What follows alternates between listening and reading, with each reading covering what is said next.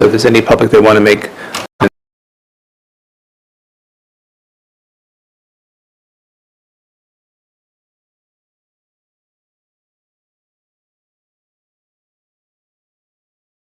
May 5th, it was made public then, and it sat in the public record over the summer. So if there's anybody that might speak to that. If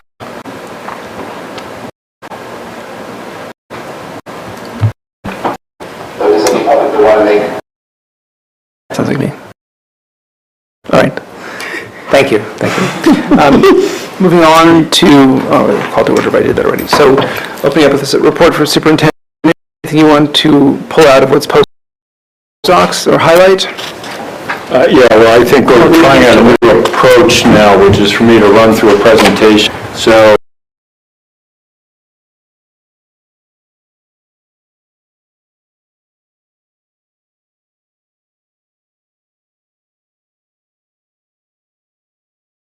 the type of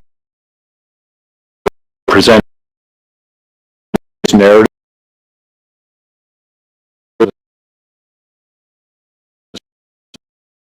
Through some rules,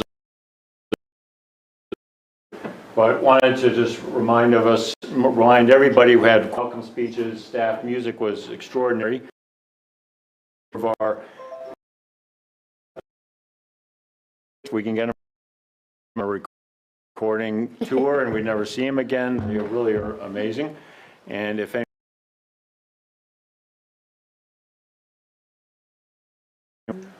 Which quick? I mean, with your best shot. Your best shot was that maybe our student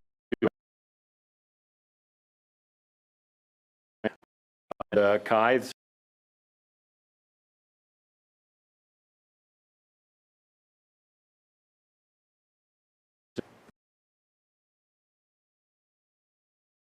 Our love, Jasper. There are two members of our class. Then we had acknowledged.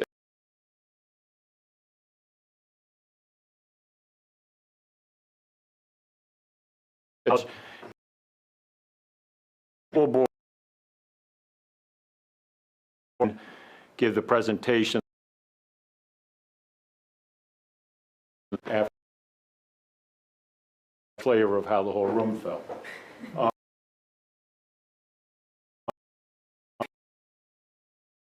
Later day.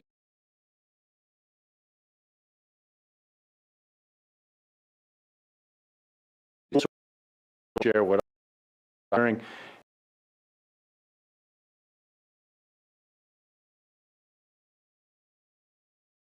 But I think very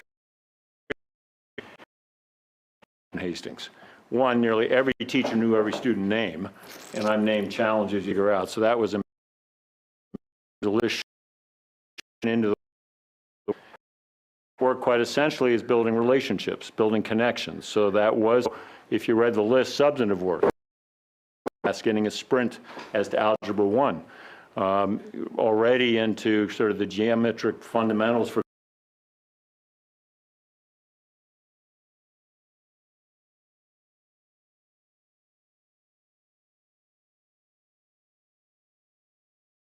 to see. You can see here that can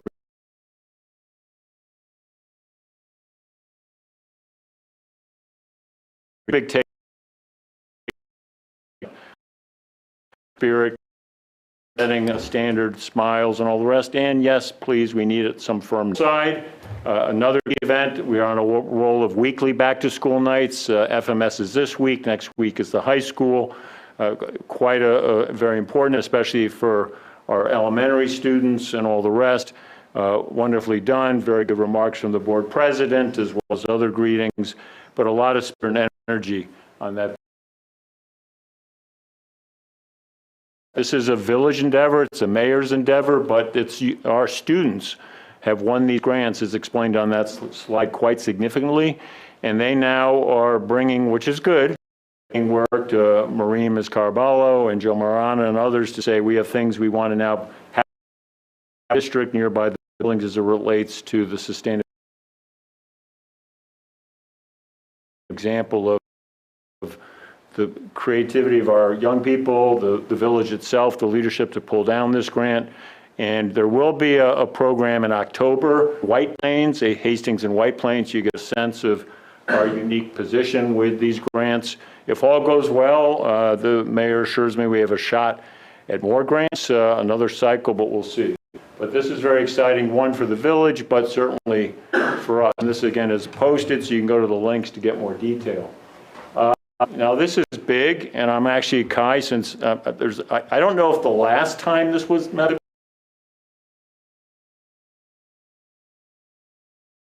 Kai, you know who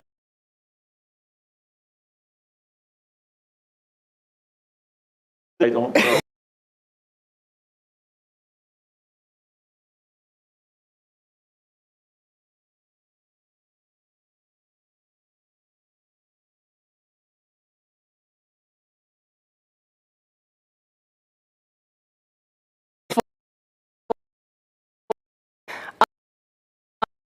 Honor.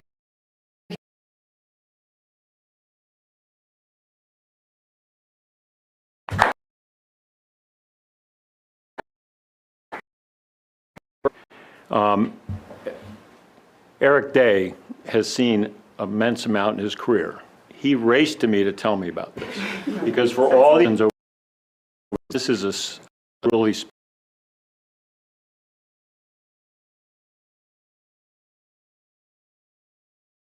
debated.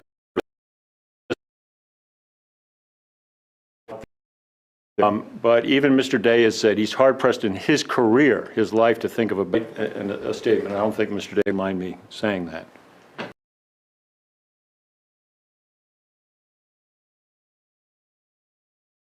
Something like this every 2 weeks. There'll always be this part to it. Next, that's sort of the teaser for the next meeting. Very important. We'll do a state of the district. It's a quantitative. You will get it ahead of time, board, and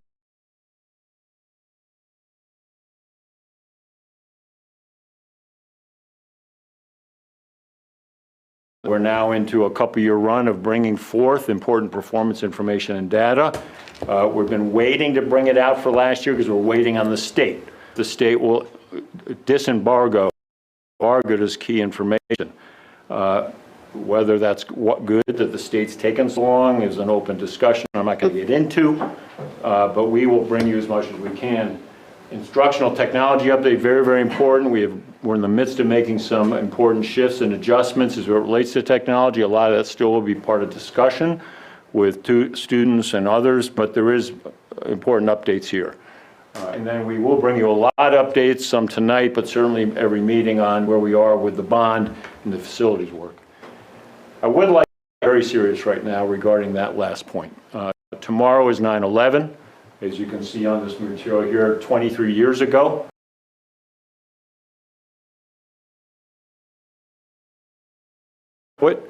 I was actually reading in a kindergarten class outside in Cleveland Heights, my son's class that morning. We all have different memories. My sister was a teacher in Bank Street and had to manage the parents of these children. So all of us have stories and many tragic stories. I now live in Greenwich, where there's an impressive memorial to the loss of 15 or so Greenwich residents.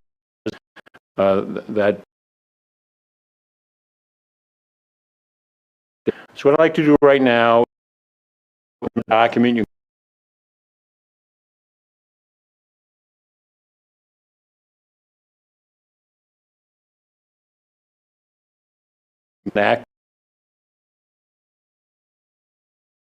Get back to what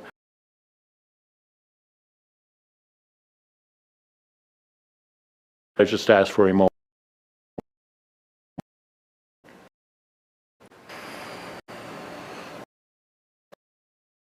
Thank you. So, lighter note, here's where we are, events. These are normally a separate posting for you as a board. We've just woven them into this presentation. Again, they're all there, highlighting the run of back to school night, homecoming's coming up, PTSA picnic, varsity football, homecoming game. So those are key events before us and in front of us. Superintendent.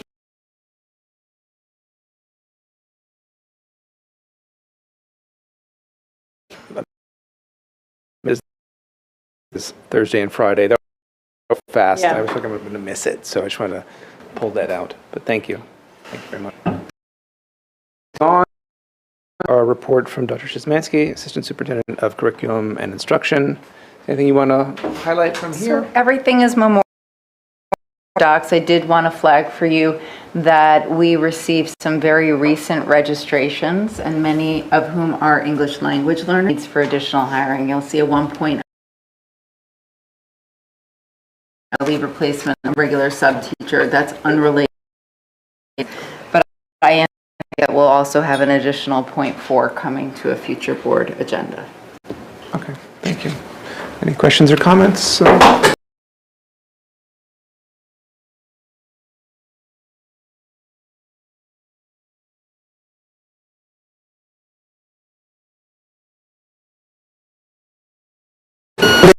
Makes changes to assessments and programs fairly frequently in its evolution of looking at content, looking at how approaches measurement. So there will be a new earth science assessment. The new earth science assessment will be very different than it does now. The region is really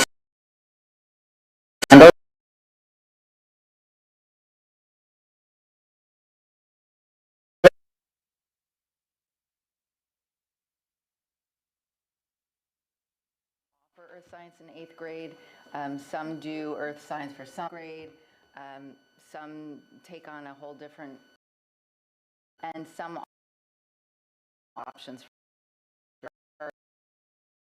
around that. But that's the origin. The origin is really the state, and it's prompting some pretty big shifts program in terms of assessment. Yeah, and I guess the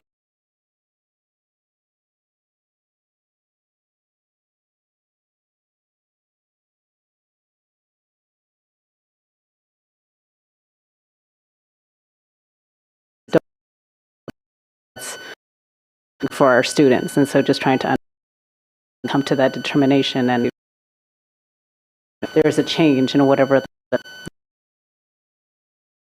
the regions, it obviously so. Yes, and it also trajectories and pathways, you know, who has access to what in terms of scheduling. We want to make sure that we make things seamless and we make sure that students have access to what they need.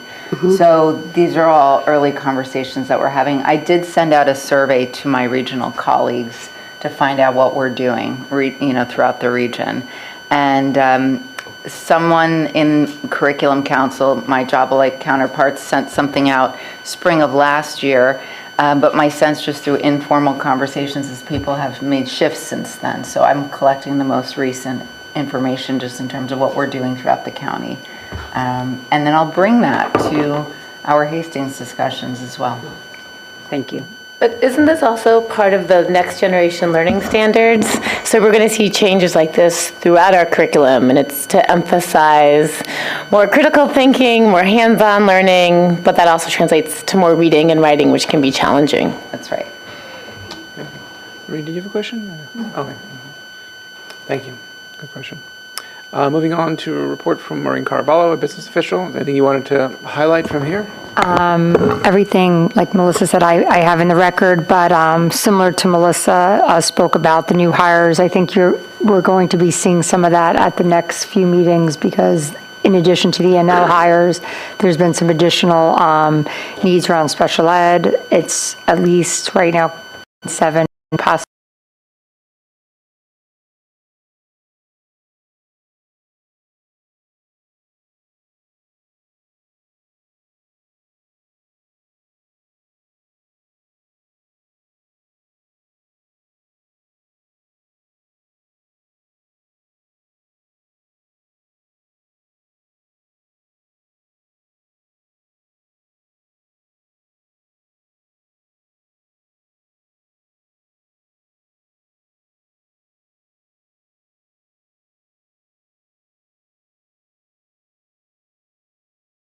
You get into the start of the school year.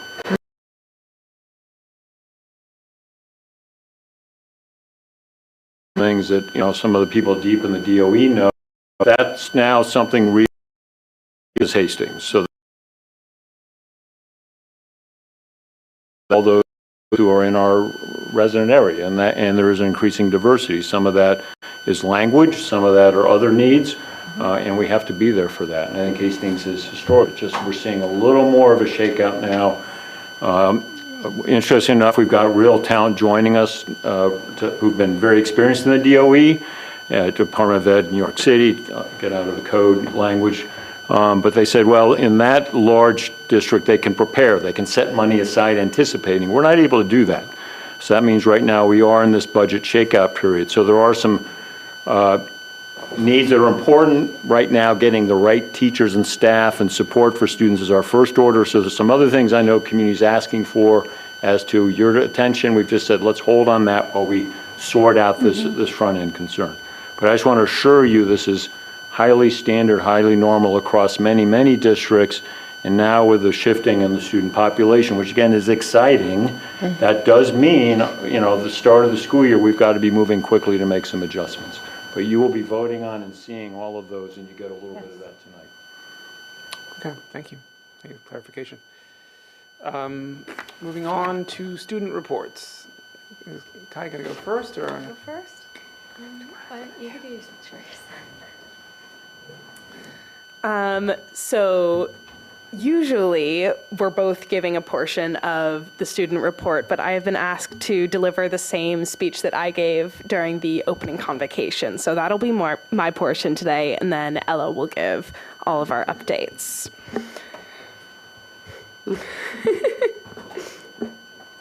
6 years after my 5th birthday, I took 3 brave steps onto the early bus. With a brand new backpack on my shoulders and about 8 too many hair clips in my hair, I found an empty seat as the bus roared towards Hillside Elementary. I slowly made my way past the CAFA gymatorium and towards the colorful classroom at the end of the hall. In the doorway stood Ms. Bendette, a kind face and welcoming smile in a sea of unfamiliarity. The following months aren't incredibly clear in my mind, but that moment has stayed with me for over a decade. Ms. Bendette was always welcoming to new ideas and found fun ways for everyone to enjoy our activities. As kindergartners, I'm sure it was enjoyable nonetheless, but Ms. Bendette kept us entertained and actively participatory in every moment. At 5, I was shown a welcoming environment and eased into the discomfort of a new school. The next year, I was invited into the classroom by Ms. Annunziato, whose bright eyes and fun-oriented learning strategies felt like a big hug each time I walked through the door. She supported me through all of my first grade friendship problems and encouraged me to grow not only as a student, but as a person. She coaxed me out of my shell with gentle encouragement and a shove when needed. With her guidance, I began to foster a love for learning while also becoming more outgoing.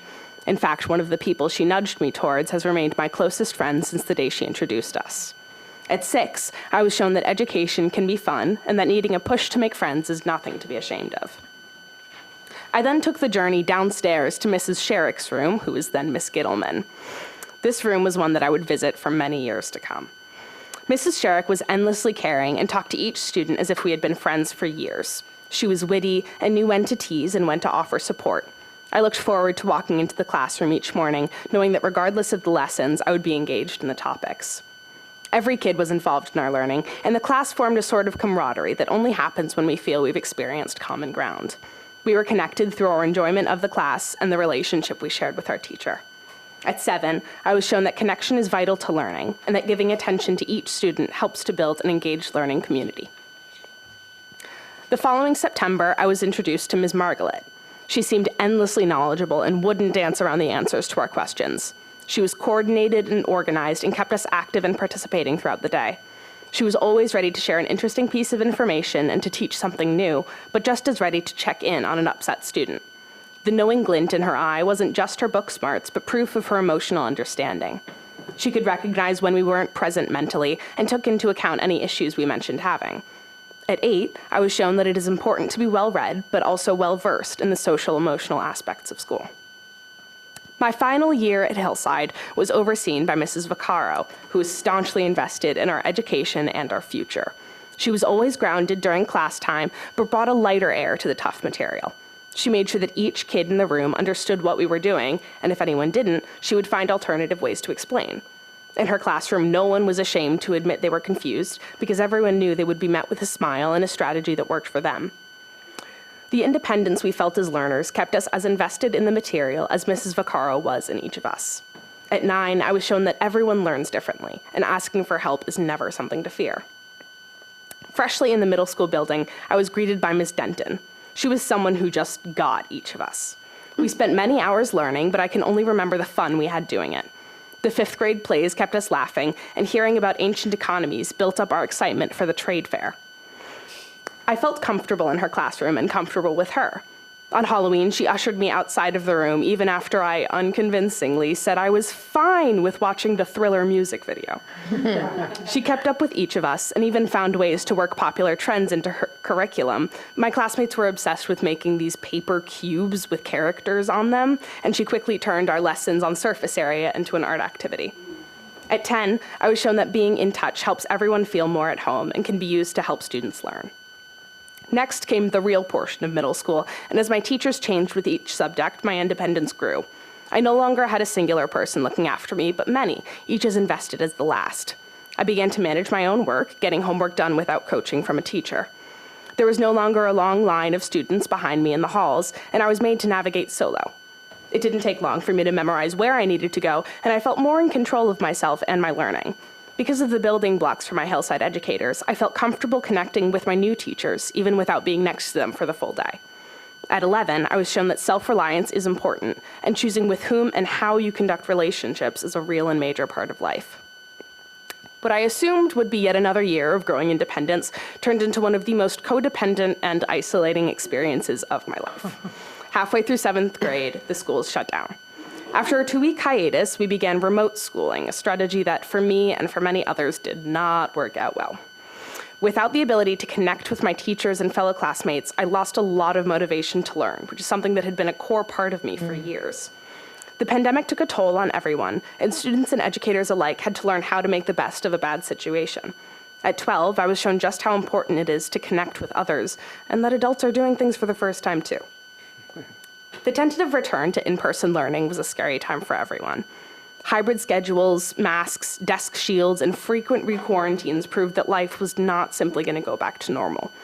But in the midst of the chaos was the glimmer of hope that kept me going. We were together, finally. After a year of separation, being back in the school building was like breathing a disinfectant-filled sigh of relief.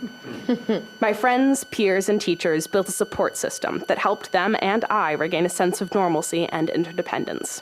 At 13, I was shown that change is scary for everyone, and the sheer presence of those in a similar situation can be really comforting. My first year of high school was filled with the regular freshman anxiety, but still fueled by the remnants of COVID. We were back to being the little guys at school after having barely experienced being leaders. And after so much separation, we were all very eager to rise in the ranks. Having missed out on that slow realization that you can build connections with people older than you, I was shocked at how easy it was to engage with upperclassmen and even my teachers. I befriended everyone I could and found similarities in places I never expected. At 14, I was shown that a good learning dynamic can grow into a great personal one. Sophomore year was filled with difficult classes. As someone who's somewhat perfectionistic about my grades, I grew really anxious when I struggled with material. It took a little for me to realize that I needed to ask for help, but when I did, I was received with open arms. My teachers were willing to drop everything to help me work on what I found difficult, and I discovered ways to work through the problems in front of me. I grew closer with the teachers I spent time with and realized they valued that I was invested enough in the class to take the time to understand the material. At 15, I was shown that reaching out with your struggles is both helpful and appreciated. Then came junior year, the big one. To be totally honest, it wasn't at all like what I had heard. The topics I learned about were tough, but not at all unmanageable. I began visiting my teachers during lunch and after school, not necessarily for help, but for advice and company. On the days I wasn't with my friends or my teachers, I was in the library chipping away at homework. That was the real challenge of junior year, not the subject material, but the level of time management required. None of what I accomplished was busy work. On the contrary, I was flooded with extensive projects and long-term assignments that would go mostly unmonitored by my teachers. Keeping myself organized and on top of my work was something of an uphill battle, but I kept it under control with help from my peers. At 16, I was shown my method to the madness of school.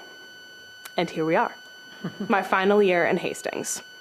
After a lifetime learning, playing, and befriending, I'm preparing myself for an entirely new experience. But everything I've discovered here will continue to influence me over the coming years. I was welcomed with open arms, built connections with students and teachers alike, and found independence in a closely knit community. So, Hastings, keep doing what you're doing. But I challenge you to find the kids who won't make friends, don't understand the class material, and who insist they're doing fine. Seek out those kids and help them as you've all helped me. I would not be here today without the support of these schools. So as I sit here today, I want to thank you all for shaping me into who I am.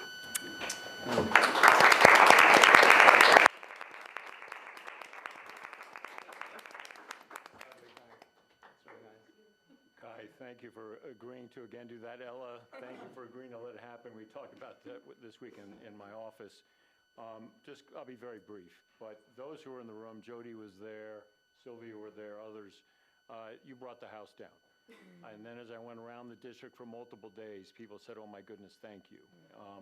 People should know that an opening convocation in most districts is the only time all employees are in one room. There's often a keynote. It's usually somebody from academia or somewhere else in the world, accountant, lawyer, business person, whatever. Sometimes a superintendent. But it was the idea of the Professional Learning Committee, let's have a student speak. Yeah. And I will take credit for the idea, but I will also say it was the committee that agreed.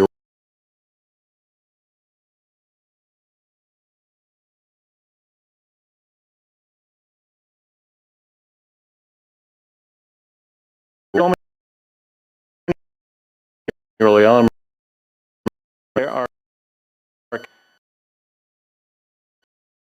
challenge quickly. Let me also be clear. I can find nowhere else where they gave. And then Mr. Clayman of all people walked up to me afterward and said, "You're never going back." What do you mean? It's always now got to be a student. So fresh eyes from a very thoughtful new principal. Kai, thank you, and I appreciate the board doing this. We wanted this in the public record. Right. It is now in the public record. Yeah, that's lovely.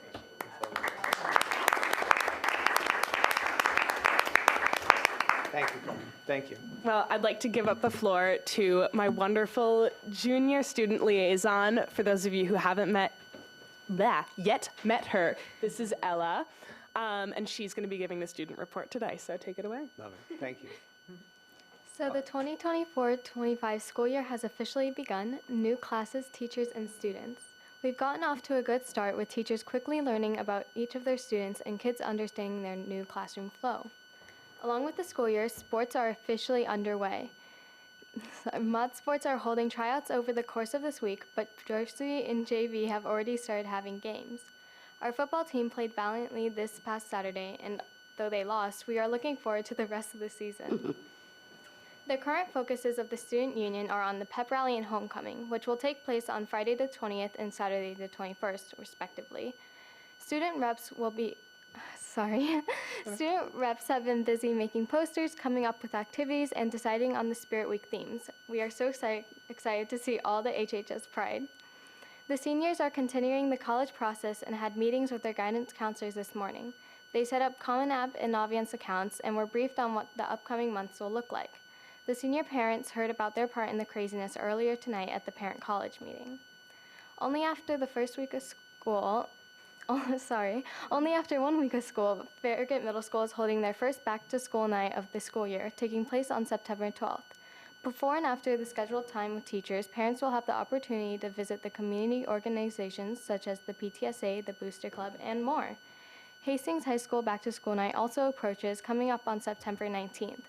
During both the back-to-school nights, parents will have a copy of their child's A-Day schedule, going to each of their classes where teachers will share to the parents their presentations.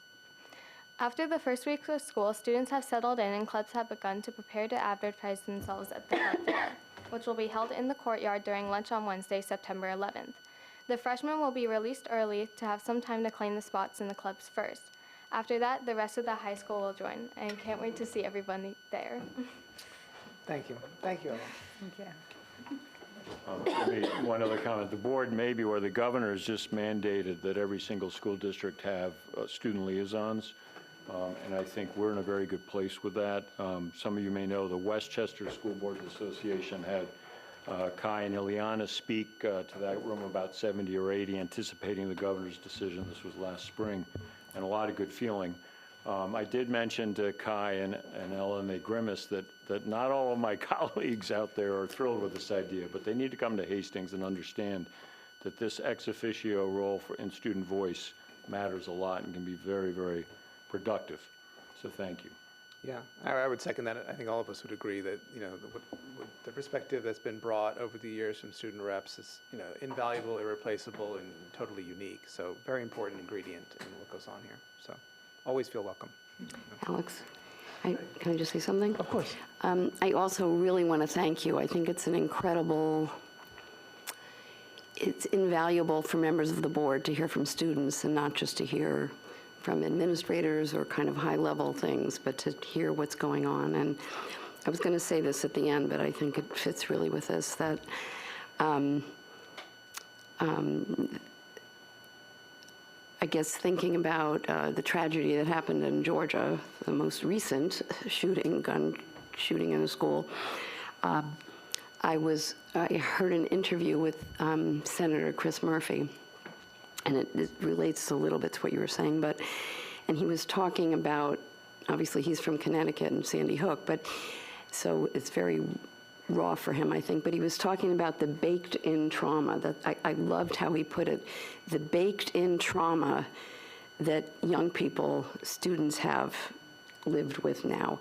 And combining that with COVID, I think makes for a whole different generation of whatever any of us went through growing up. I had to hide under desks, but I don't think it compares. And I'm hoping that this year, one of the things we can do on the board is be able to hear about and focus on the mental health of students of all ages and what we can be doing in the school to really pay attention to what's going on for kids. And when you were talking about being in school and COVID, it brought it all back to me. But that notion of baked-in trauma that kids live with, they're taking things for granted that they shouldn't have to, I think is something that we have to really tune into and pay attention to. Great, thank you. Thank you. Moving on to public comment, we're going to open up any district business topic. Just please state your address if you're going to speak and try to mind the 3-minute rule, which I think we're actually timing, so Yeah. will help. Libby Copeland.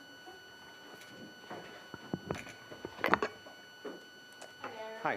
Hi, 141 Farragut, and I'm a parent and member of the community. I'm going to read some portion of it, but I won't read the whole thing, and my colleague Dorothy will finish. So I'm reading a letter, thank you. Thanks, Carol. Thank you. Thank you. I'm reading a letter from the PTSA's Inclusion Working Group. We just wanted to have it read into the public record. This is a response to the DEI work plan, and this letter has been signed by 37 members of the Inclusion Working Group. Dear Board of Trustees, we greatly appreciate the effort the district has put into creating the March 19th DEI work plan, as well as its responsiveness to feedback from the community. We especially want to recognize the hard work of collaborators Dr. Szymanski, Dr. Mateo Toledo, Mr. Adepietro, Mr. Wynn, and Ms. Casey's. The district recognizes that the basic well-being of our students is integral to supporting the goals laid out in our portrait of a Hastings learner. Just like academic success, being empathetic and empowered learners requires that we begin with students who feel safe in their school environment. With this foundation in mind, we have some questions we hope will clarify the work plan's implementation goals and metrics for success, in which we hope Board of Education members will consider and discuss. In summary, the questions address: 1, the DEI coordinator job description in relationship to the work plan; 2, specific roles and responsibilities within the work plan; 3, role of the DEI coordinator in DASA incidents and investigations; 4, use of existing and new data to inform the work plan; and 5, demographics of incoming and outgoing students; and 6, role of the high school in its work plan. Number 1, understanding who is responsible for what within this work plan is integral to the community's faith in and understanding of this new process. At the March 19th BOE meeting, Dr. McCursey stated that the job description for the DEI coordinator has not changed. With that said, though, we think that some clarity is needed regarding how the DEI coordinator operates within this new rubric. We would urge district leaders to release a job description that speaks to precisely how the DEI coordinator operates within this work plan and its actionable goals. 2, to the same end, can the district lay out the responsibilities of other collaborators within the work plan, for instance, who is responsible for co-planning instruction and for facilitating professional learning sessions? I'm going to stop there and hand it over to Dorothy. Hi, Dorothy Nagel, 19 Terrace Drive. Picking it up with number 3, some in the community have expressed concerns about whether the DEI coordinator is sufficiently included in decision-making around DASA incidents. We would very much appreciate elaboration from the district regarding how the consultative role laid out in the work plan would play out around all aspects pertaining to the intake and investigation of possible DASA incidents, as well as their reporting to the state. 4, how is data being used to inform decision-making and drive the actions and goals of this work plan? Simply put, how will we know the new process is working? Without a comprehensive starting point, we can't measure success nor know what elements of the work plan need to be added or refined. We encourage the board and work plan collaborators to consider the necessity of using existing data collected by the district, such as the Panorama Survey, DASA reporting, and qualitative feedback from students, and to also examine what new data might be vital for shaping and refining DEI efforts. Some suggestions for areas where more data is needed: a survey of teaching staff, asking things like what they feel is needed in this work, where they see opportunities in the curriculum, and what is their current comfort level with implementing and teaching around DEI. An equity audit of curriculum and classes, identifying missing pieces, gaps in student access, and outcomes in classes, and an analysis of disciplinary actions to identify any disparities among demographic groups. 5, adhering to the necessary guidelines of privacy. We would ask that the administration share information on the demographics of incoming and outgoing students and explain how this data informs DEI initiatives. Again, in order to measure success, we need to know where we are starting. And finally, number 6, under the Hastings High School section, curriculum work in the English department was the only area of work mentioned. Will this be reviewed now that the new principal has assumed his role? We look forward to hearing further discussion. I'll spare you reading the list of names. Thank you so much. Thank you. Thank you. That's it? Oh, that's it? Okay. Thank you very much. Moving on to a presentation. This is a security and safety update. We need to flip this. Yeah, it's going to be up here, right?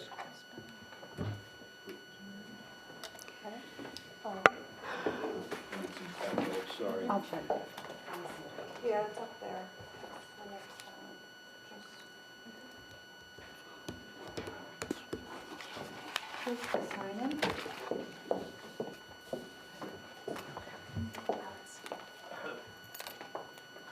Thank you both.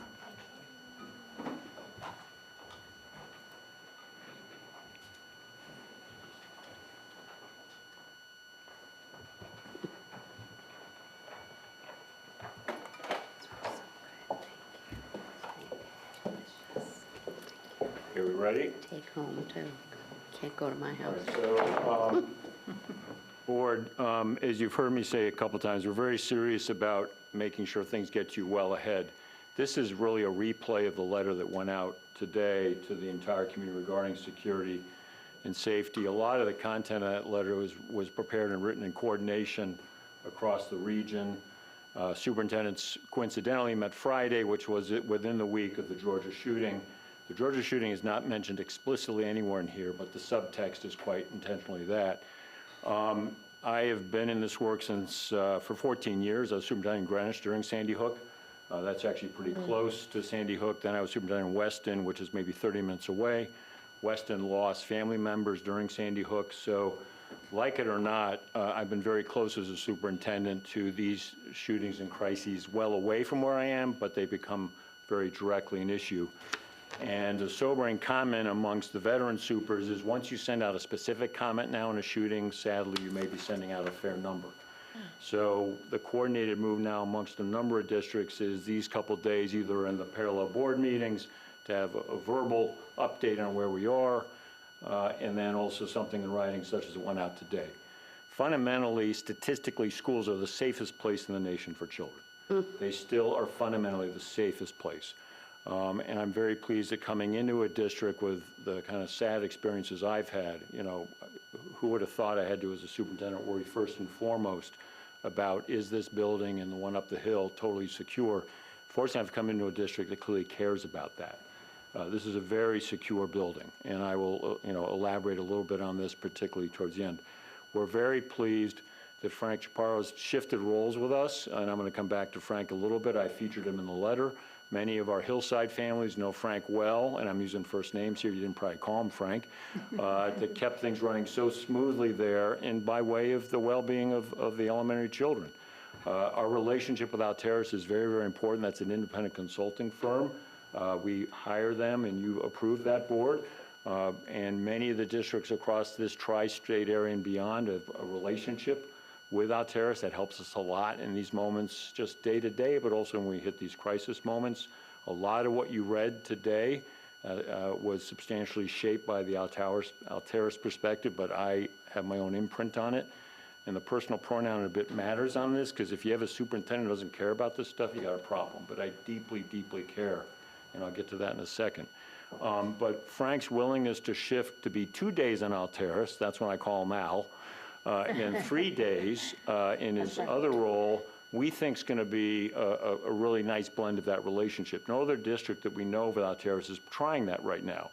But to do security well, you got to know your schools, you got to know your families, you got to know your children, you need to know your first responders. Frank knows that. He's also a retired law enforcement officer, which matters a lot to me personally from my experience. It matters a lot to Maureen, who's been deep in that world personally and professionally, that you have someone who knows that, but is fundamentally law enforcement about relationships first. And that's what I think we'll try and make clear here. So again, this is a boiled down version of what's in the letter, but I just want to underscore that we take highest priority for this, and I, for one, have to take highest priority for it, and that's a new phrase for me, my no-nonsense commitment to this. I can be light, I can be jocular, I like to get people smiling and laughing. This area, we have to be completely serious and thorough. So through this, and that personal commitment matters. And in the 3 years here, I've been very pleased that this district acts out that no-nonsense commitment. Now, we're not perfect, we're all human. And when we make mistakes around this, we try and catch those. A couple years ago, we had a lockdown around this building early in the morning that didn't go so well. Fortunately, it was a free test. It was a false situation. We knew that later, but we sorted that out. Alteris helped us clean it up. An example, we weren't clear on what to do when people are arriving at school and are locked outside. Where should they go? We've now cleaned that up, and we have to keep being clear on, you get away from the building, you get as far away from the building as you can, things like that. But we are working on that, so we're going to learn. If we care about learning, fostering growth, that last line there, you got to, these days, care about people feeling safe and secure. We have to be deliberate. We have good, strong technology. I can't go into all the details. This is an area of security that the state says, please go into executive session. We have to keep certain things private, and that's for the benefit of everybody. But I can assure you that certain things we now do, and as Nate Morgan, very active teaching unit president, has said to me, he feels much more secure in this building than he used to. You have to come in through certain doors. All those doors are locked. We now have alarmed those doors. That's a new thing in the last year. So if a door is opened, it will flash up on the screen, so Frank and his colleagues can look at that screen to see. Now we have to keep re-emphasizing, stressing that to come into this building. You come in through the high school, or you come in through the middle school entrance. There are lots of other doors. We have to, insist on that. But that alarming, tied to cameras, tied to personnel observing, that's all fairly new in the last couple of years. So that's an example. But at the end of this, we'll talk about some additional things we're thinking about, not to decide tonight, but to plant those thoughts for you as a board in the community, so we'll come back to that. The training and all the rest is very important. This is a live document. You can go to that link. That's the district plan. That's the public plan. It's quite exhaustive. That's what you are voting tonight to to update. The updates are simply about the notification procedures and some descriptions as it relates to families and guardians. But that's an example. When a few things change in that plan, we bring it back out for public comment. That's a state requirement, and then you vote again. Every school has a specific plan. That's confidential. That's that part that's really, we have to keep them confidential. A lot of the points relate to what's in the district-wide plan. The board has access to review those confidential plans, but we keep them confidential for reasons I think everybody would understand. We've taken all that complex material in that big plan, and it's in 2 documents. One for parents and families, and the hyperlink is there. They're a 2.5, 3-page, very colorful, clear document, and there's one for staff and students. Study those, read those, understand those, even before school's year started, before even the Georgia situation emerged, family reaches out, explain lockdown. I just sent them right to that document. They said, oh, it's very clear, thank you, because it lists all the different things that we are, the drills and the processes and the particular pieces. Let me stress that our relationship with the Hastings Police Department is excellent and very close. They are relationship oriented. It helps that many of their officers came through this school system. For some of you who were at the awards ceremony, a certain Officer Becker talked about, maybe if people knew him here, they would never have thought, they never would have thought he would have made it in. And then he had a laugh line, which it was in public, so I'll repeat it. He looked at the seniors getting all the scholarship awards, and he says, I'm used to seeing the back of your heads running away from me. But the point was, the laugh line was not, in the sense is, we pay attention, we know each other. That to me was a very real example. The police are around our buildings, they're in our buildings, and that's to build relationships. And whenever we call them, and Chief says, Bill, please call, let us then figure it out. It's always about first relationships, figuring it out, as opposed to leaping to a legal piece. Across the nation, rightly so, in different sectors, people wonder, well, gosh, will the police respond in a way that's equitable, affirming? And I completely understand that. I grew up on the south side of Chicago. I understand. I've lived deeply and worked in Cleveland. I understand urban issues as it relates. We are very fortunate here to have a great relationship with the police. We have to continually be looking at what we're doing, understanding it. That's the Alteris mentioned earlier. I've already featured Frank. He thanked me for these good words, but every single word there's deserved and earned. I really want to repeat the importance of his role being someone who is tied to the larger entity that gives us perspective, gives us kind of almost tough love some days, Alteris does, but he knows us, Frank does, so that's going to make a big difference. Families matter in this, and there are 2 slides here. I broke that into 2 slides, and again, you get my style with these presentations. I'm not going to read them to you. Everything's up here. I've already begun referring to a few points, but we're in partnership here. Very simple. If you see something, say something. There are no fears and worries. Nothing's wrong with that. What's wrong is if you don't bring them forward. And we've actually been really good, more than I can say, on big stuff, but also minor stuff that families and students will come forward.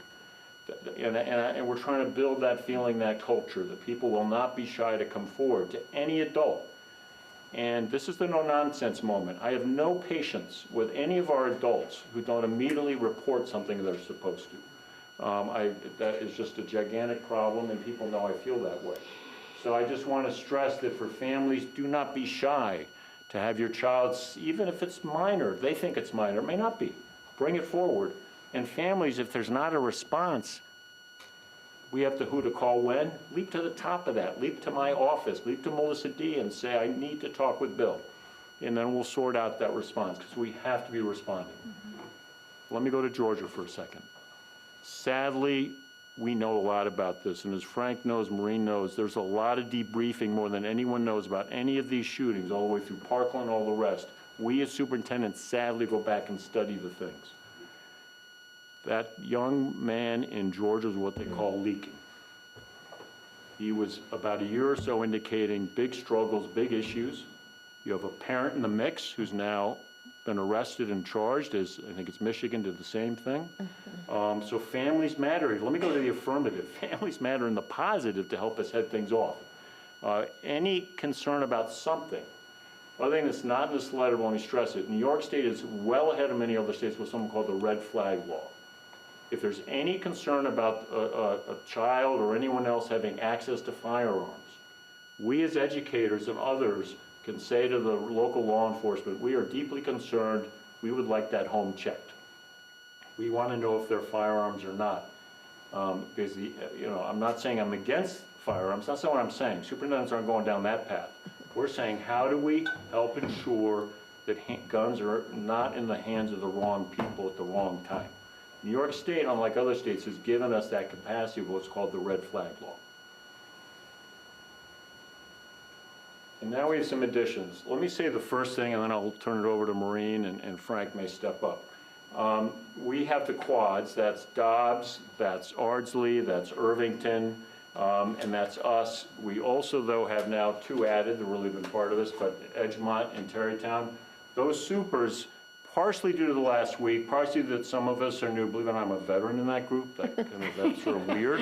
But especially the newer ones have said, how do the 6 districts begin working together on this issue of supporting children? Being there, identifying, and as one of the brand new supers, Bartek out of formerly assistant super in Bronxville, said, we should make sure every child is known by an adult. How do we understand that? And so there's a lot of overlap across those 6 communities, particularly the quads, and don't get overly excited that it's hard work to build something, but we want to work on that. So that's that first thing. It's fresh the last couple days. We're going to see if we can begin building some sharing and connecting across these immediate districts to be, again, very affirming in terms of these issues of safety and security for our students. Maureen, I don't know if you want to now pick up on these other ideas. These are not to vote on tonight, board. Right. But again, we're constantly looking, we're constantly thinking. Frank's already been a fresh set of eyes on this, so I'll now turn it over there. Yeah, thank you. So again, each year we do an assessment each and every year. Alteris assists us in that as an external partner that just looks at how we're operating, and then we'll bring recommendations based upon best practice and all the rest. So some of the things that have been identified in previous audits of our security, again, not as deficits, but as ways to enhance what we're already doing, is to bring in some things that are now available and other schools are incorporating in their security plans. So risk assessment software, it is something that we did use, I would say pre-COVID. There was a time we had, let me see the exact terminology. It is a threat and behavioral assessment, and it is something that we did train our clinicians and school staff in years ago, and it was a way when there's a student in crisis, so that not only at each building, it can also follow you through the district and all the rest, but it's based upon the Cornell model, I believe, and it just really helps to ensure that as students, like they said, a child in Georgia, and although he was in a new school, and I don't want to keep referring to that, but it does help track students, because sometimes even from school to school and things of that, like things it could be from middle school to high school, just to have some ways to kind of assist our school staff, and when they're either something a parent calls or somebody flags something, that it's a way really to help look for the right things and ask the right questions of not only internal folks, but even the families. So that's something that we will be entering into a contract with. Again, we'll also be working to bring in a critical incident management, digital training. So a lot of what we need to do each year, of course, is not only with our staff that's here year to year, we are constantly onboarding new staff, monitors. All these folks are actually our first line. I mean, Frank and our other security guards are a big part of that, but quite frankly, each and every person that is responsible for children at any given time, I mean, they're out on playgrounds where kids are not locked in a building, and we have people that are relatively, there's a larger turnover in positions like that. So we're constantly either using training manuals, Alteris would assist us in like face-to-face trainings and all the rest, because as Bill said, a lot of it is just seeing things that maybe seem off to you and all the rest. So some of it is digital resources, some of it we do with Frank and others in district where we run different training as people are onboarded to ensure that they know how to react when something, because as much as we put so much focus on, oh, lock the doors, then we put kids out on a playground for different times of the day. And at that point, much of the protection is the adults that are outside with them. And most of those people are not our full-time staff. They're part-time people that are hired each year, quite frankly. So a lot of it, we realize that this is an area we can just continuously improve in. So we're going to bring in all the different types of training resources that we vetted, and we will be bringing it to the board probably in the next week or so to approve for that, the purchase of that. Swipe cards, we are now looking also, we updated, I'm sorry, I feel so out of breath. We looked to update our door access system, which will then allow, currently when we come in the morning, a lot of times, if you're coming in a big group, you're not tapping in. So we are going to move to a system. Our hope is to have everyone tap in and tap out each day. And it's not to be like Big Brother. It's really for like safety and security. And also if there is an event or something, we can account for our staff, both in and out of the building. We're also looking to institute that with student IDs. Especially for students in the high school that have an open campus, so we don't always know when students are leaving, because they're not required to sign in and out. So it's really just in the event we find, like in a perfect scenario, everything happens when people are in the building, but things aren't perfect and they happen at lunch and all the rest. So we're implementing that. Again, additional cameras, door sensors. Technology is our friend, especially when you only have 4 security guards at any given time to manage all of our door access. And this building alone, I don't even know how many doors it has, 35 doors. We've wired all our doors, we have all those sensors, but just leveraging the additional technology, and each time something occurs or different times, we recognize ways to improve that. And again, work with our external partners to ensure that all the protocols are in place. And this is really speaking to outside groups. So one of the places where last year we made some significant changes was that we have all these outside groups using our buildings. And quite frankly, we needed to track them because we're watching them on cameras, and we have, not that they're doing anything dubious, but they have kind of unfettered access to our buildings. So we started to make all the outside, like basketball, I'm just using sports, river arts and all the rest. We are requiring them to hire our security, or at least school personnel, to ensure that they're staying in the parts of the building they should be, because sometimes they may just accidentally open the door to somebody that shouldn't be in the building, or just either putting something in the building that we have our custodians tonight, there's not a lot of people around, so we have changed a lot of our protocols around that, and also ensuring that they, when they have people picking up their children, we're signing them in and out. We're not just kind of allowing people to open doors at all times. So we're going to continuously tighten that up, and also not so much as things about people getting in the building. We also want to make sure people have CPR training and all the rest, because that's still beyond the things that Bill spoke to. We look at crossing guards and CPR, and all that also falls under our safety plans. And even beyond, securing our doors, we look to ensure that anybody that's using our building that is responsible for children has responsible adults in the event of an emergency. They can use our AEDs and all the rest. So that's part of number 6, where we are going to be working with the external groups and saying, who here in the event of an emergency is able to ensure that the students here are safe. Because although it's an external group, they're using our facilities, and we feel that's an important thing that they need to be focusing on. So that's it.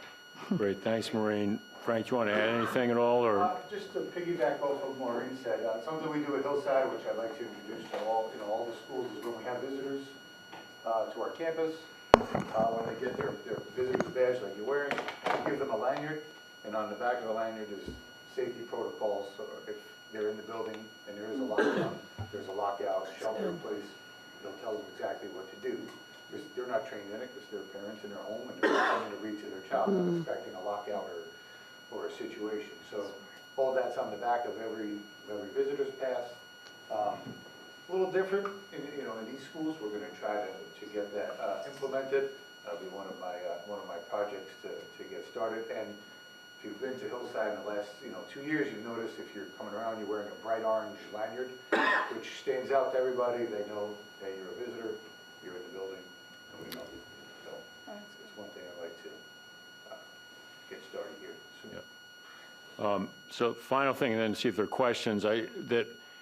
knowing these issues really, really well, who your principals and assistant principals are, that's frontline, that's essential. I mean, Maureen's expert, excellent, you know, Frank is, Melissa Szymanski's deeply committed, I'm deeply committed, I hope you got that point now. But it's nothing unless at the building level they're on it. And you go study these situations, the real tragic ones, it kind of, who's the building leadership? Amy Kazis is superb and committed and dedicated. Mike is just right there, LaRocco, with her, so be assured. I mean, she is on me quickly if there's something that needs attention in this area.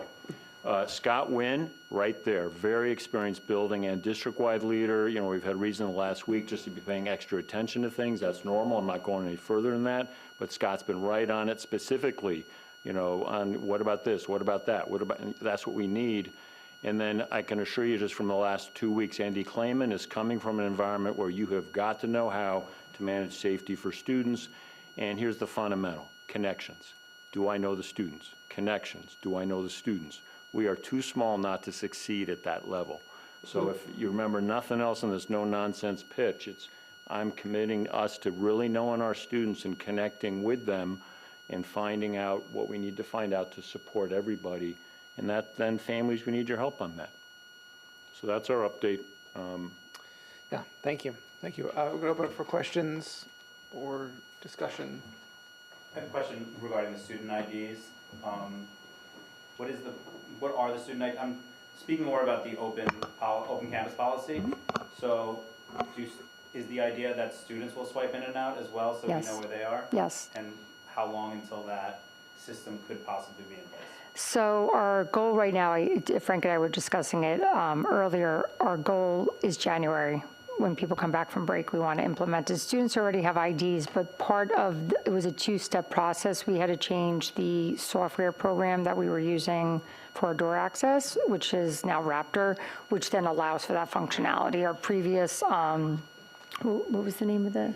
Oh, Easy Lobby, that's right. Did not have that functionality built into it. So we recently changed that over the summer. Now we're in the process of working with technology to put in all the places in which, like inside the building also, where then you'll have to tap out as well. So it will be something we'll be working on through the fall.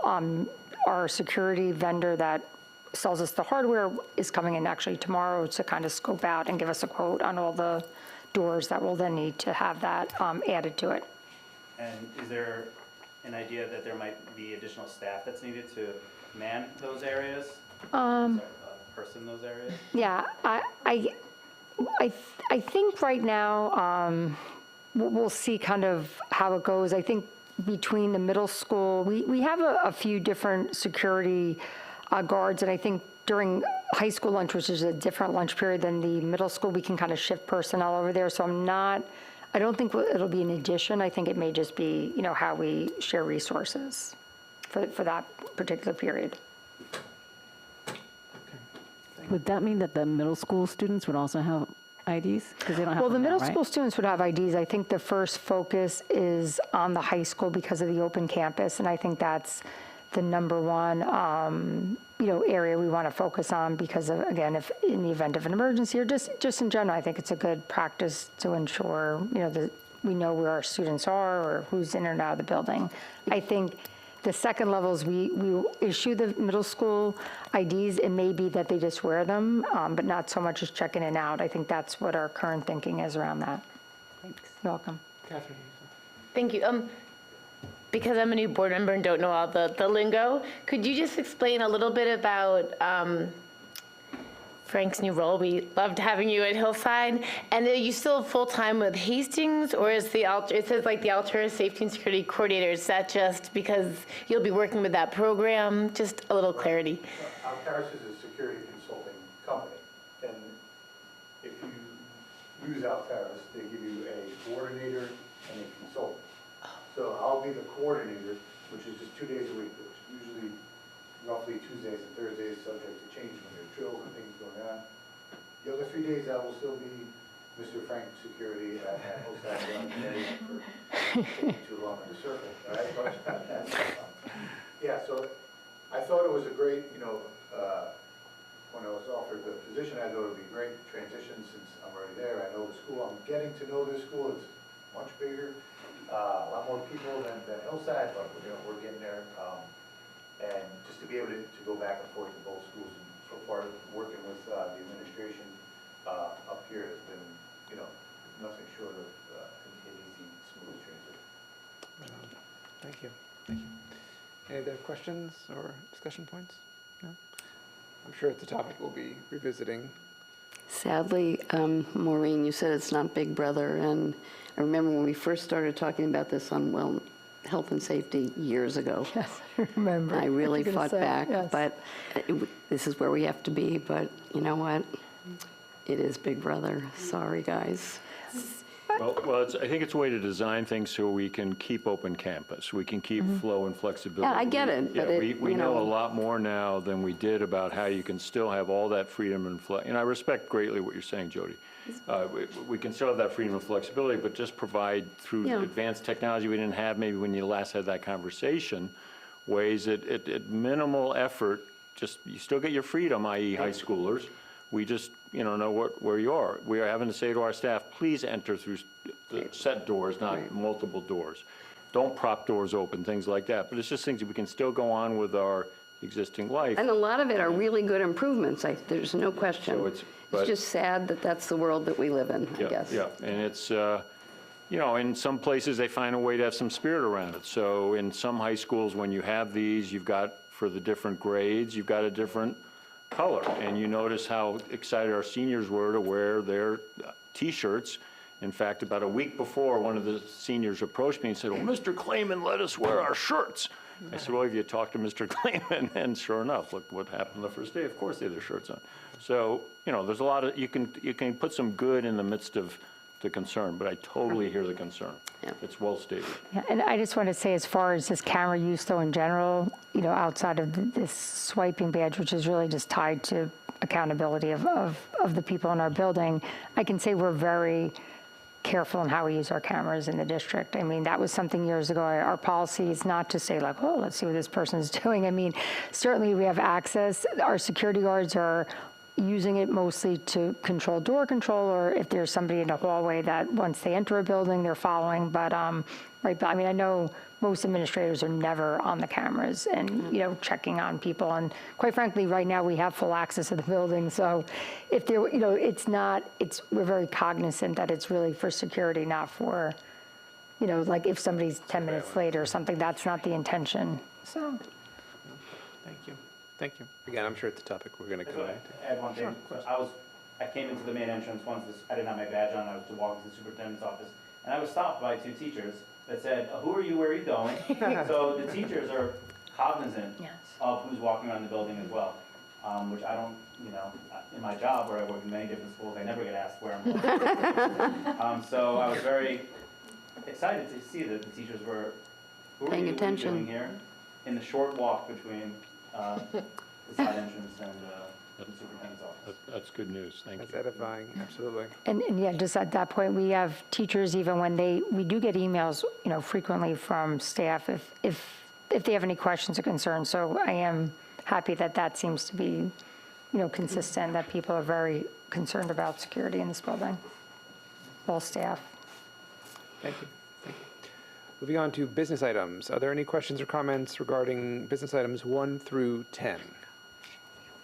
I just wanted to make the comment that for item number 2, we're very thankful for the incredibly generous HEF grant, which is allowing for the triple level of having a masterclass assembly and public performance granted by this, what seems to be a really wonderful performance group. I don't know what the right terminology is, but thank you, HEF, for making these type of cultural opportunities available to our student population and to the community at large.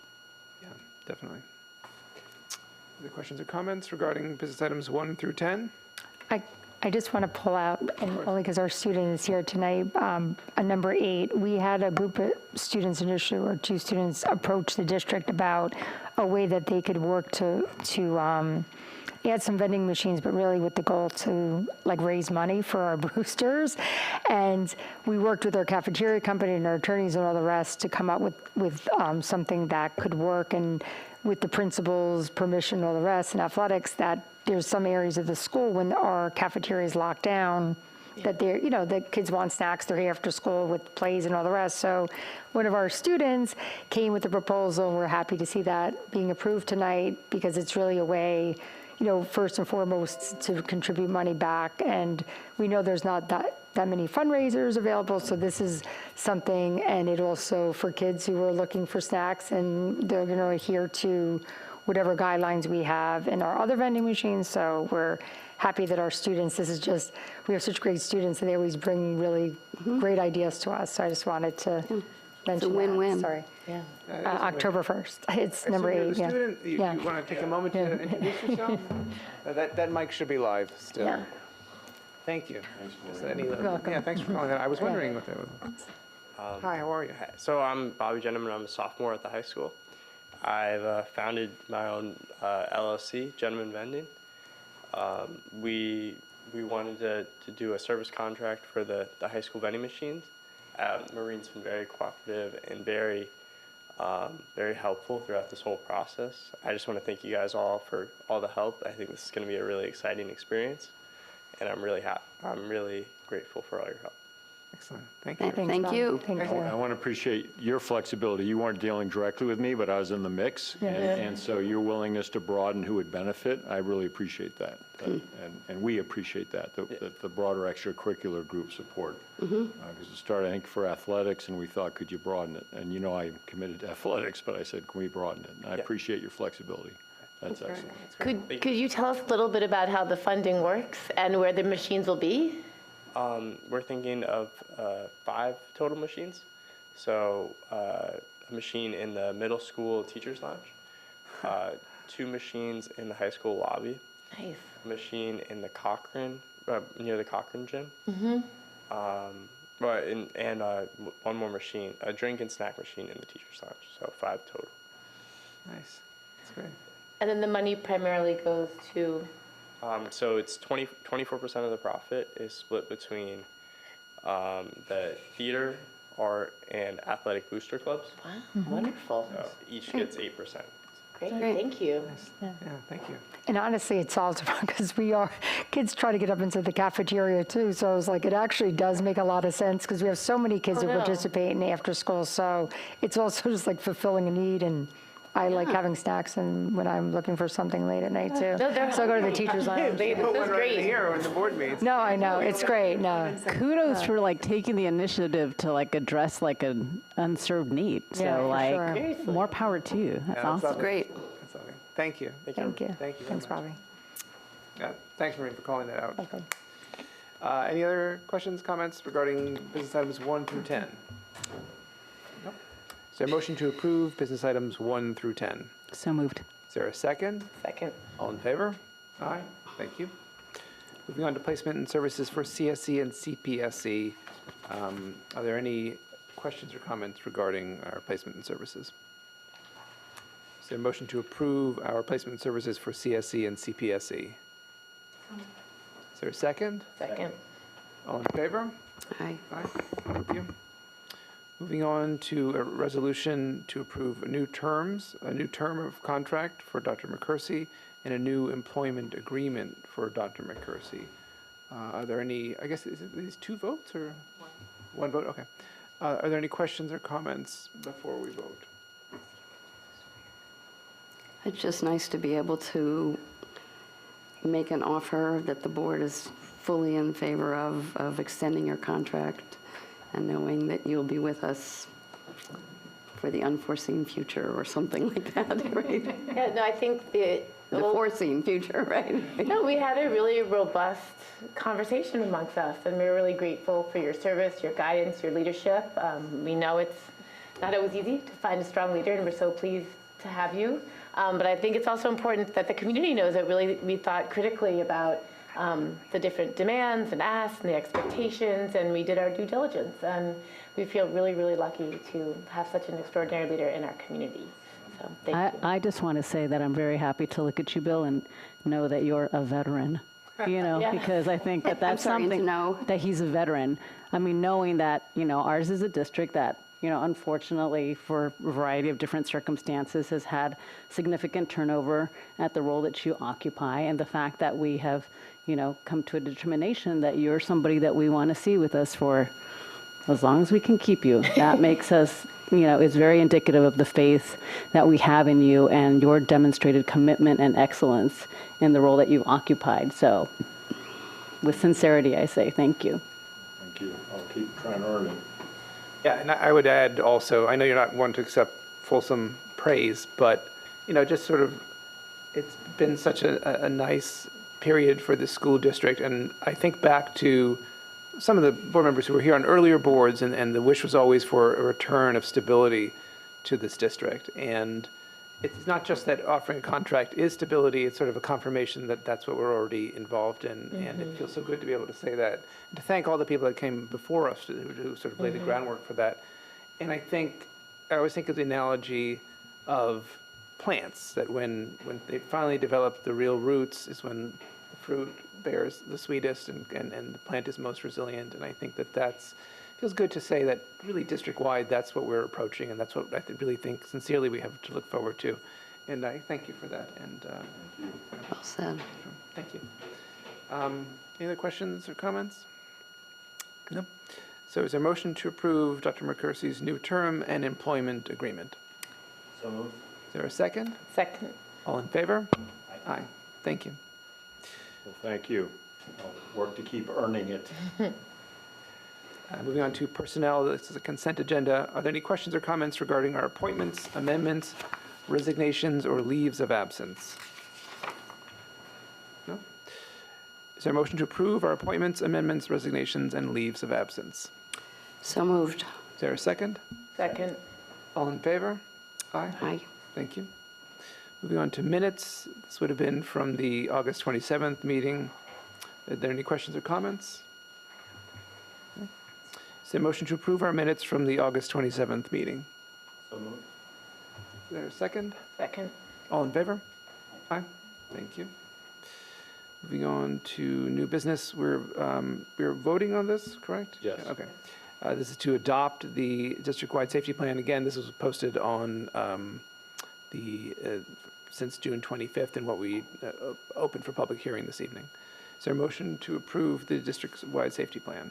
So moved. Is there a second? Second. All in favor? Aye. Thank you.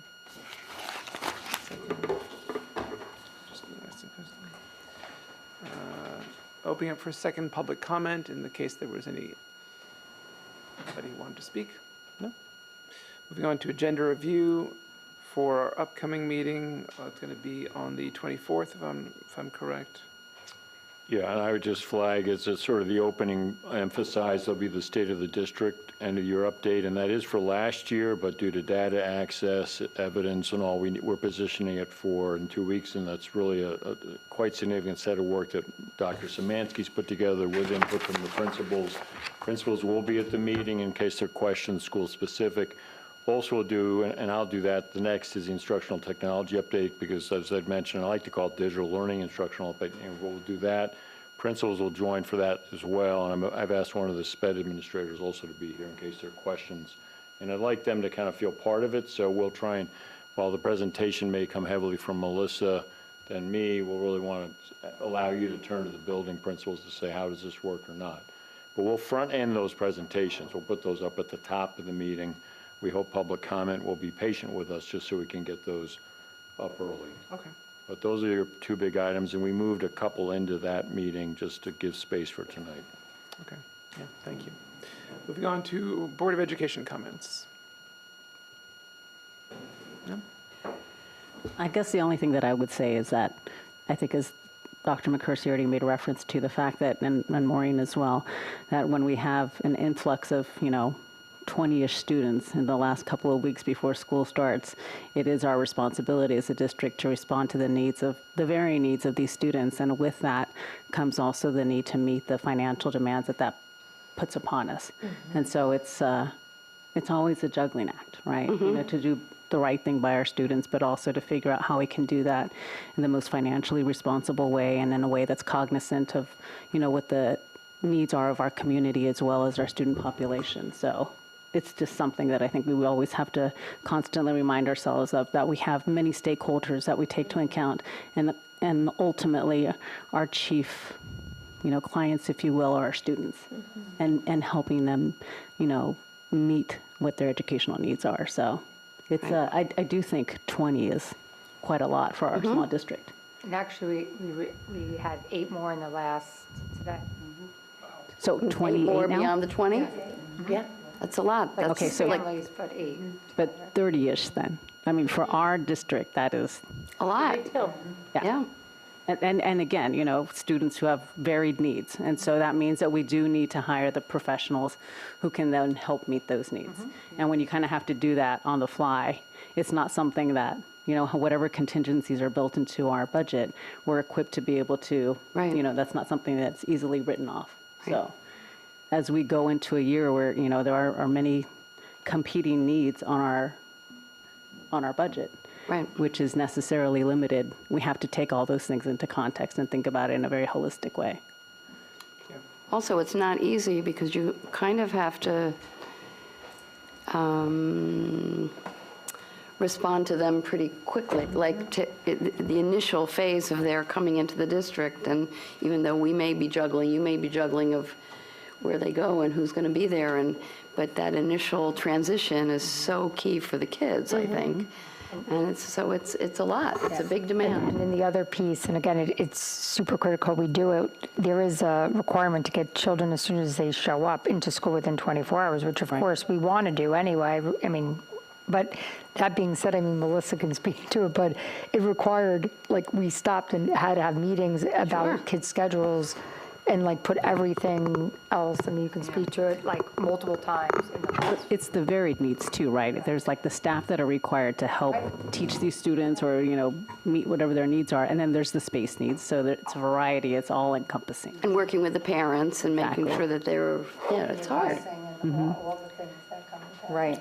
And also, I just want to recognize and thank, especially our E&L department, how agile everyone has been, and our school counselors for scheduling.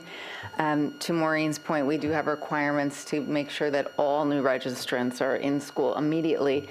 But then in the case where you want to make sure that we're also, as swiftly as possible, assessing students, meeting language mandates, making sure that we are maximizing our resources and also being really responsive to each individual child and family, everyone moved really quickly. So I want to say thank you. We were able to call back Amanda Rodriguez into that 1.0 position, and she's done a great job with us previously. We just didn't have a position for her. So we were able to pivot very quickly. And that also speaks to the culture that our teachers and our staff, everyone has created here, that was so desirable to be able to say yes. And the same thing for Denia Freiberg, who came back as the regular substitute so quickly, saying yes. So being able to do that required a tremendous amount of agility by our faculty and staff. So I do want to recognize and thank everyone. Yeah, let me talk too much now, but I want to thank Adriana Boudreau, our registrar, who also is bilingual, which matters, because I think it's exciting. We have families showing up who at this point do not speak English, and we have to figure out how to handle that. And I know your big house is set up for that better than we are, i.e. the DOE, but we have to be fleet on our feet. So, but I want to thank Adriana Boudreau, and also, hey, do we all get along all the time in Hastings? No. But the team rallied incredibly on this. Great. People hustling the halls, Jeanette Coker, everybody. How do we respond? Counselors, social workers, teachers, students, others. I'm up at the new family welcoming, and there's an incredibly poignant moment. Two children and the mom are there. They speak only Spanish. And we didn't have a translator there. One of the students came over to try and help, and then another came over, and one of the parents who's fluent in Spanish came over and spoke for a bit just to provide some degree of comfort. Because here's a family showing up to be part of something. I couldn't help, it was very frustrating because there's this poignant moment. it's that start you want. And so, but everyone's rallying and helping, and yes, we got to get better and sharper on it, but we do get along at the right moments in Hastings. That's right. And that is what happened the last week or That's two. right.